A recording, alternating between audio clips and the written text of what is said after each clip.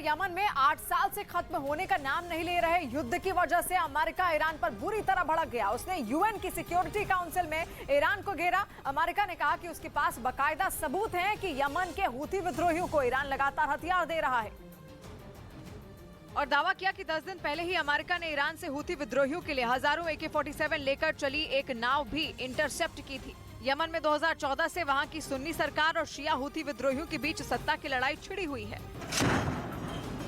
Houthi विद्रोहियों को Iran का समर्थन हासिल है तो यमन की सरकार के साथ पड़ोसी सऊदी अरब है।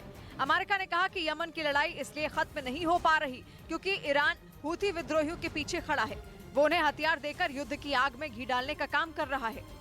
इधर बीजेपी अध्यक्ष JP नड्डा का कार्यकाल 2024 तक बढ़ा दिया गया। यह फैसला बीजेपी की राष्ट्रीय कार्यकारिणी की बैठक के दूसरे दिन लिया गया, जिसके बाद प्रधानमंत्री ने बैठक को संबोधित किया और देवेंद्र फडणवीस ने उनके संबोधन के बारे में जानकारी दी। भारत के जीवन का सर्वोत्तम काल आ रहा है।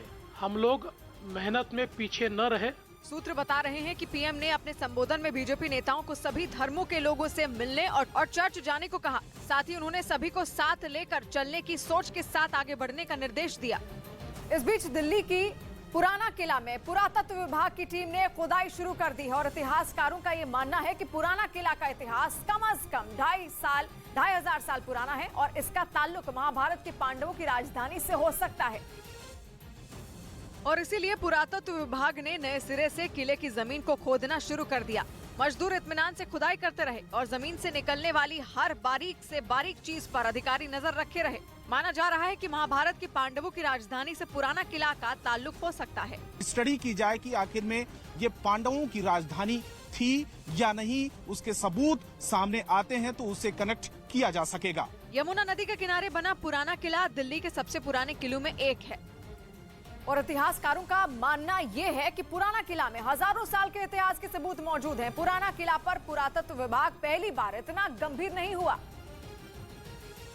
बल्कि दशकों से पुराना किला में पुरातत्व विभाग की दिलचस्पी है। इससे पहले 1954, 1969, 1973, 2013 और फिर 2017 में भी पुराना किला में खुदाई की जा चुकी है और पहले भी पुरातत्व विभाग को पुराना किला से जुड़े कई अहम सबूत मिल चुके हैं। मौर्य काल से लेके और मुगल काल तक के लगातार सांस्कृतिक क्रम हमको यहाँ खुदाई में मिलता है। हर काल के यहाँ स्ट्रक्चर्स हैं। पुराना किला में एक म्यूजियम भी है और खुदाई में मिलने वाली चीजों को जांच के बाद म्यूजियम में रखा जाएगा।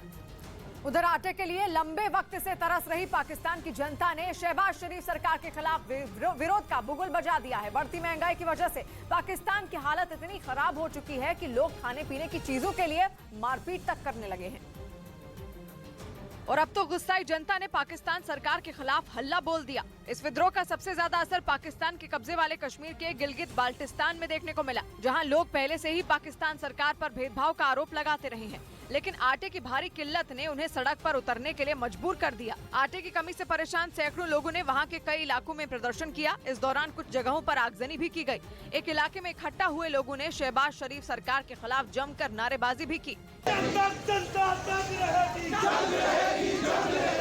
गिलगित बाल्टिस्तान के एक दूसरे इलाके में भी कई लोग बढ़ती महंगाई के विरोध में प्रदर्शन करने के लिए अपने घरों से बाहर निकले।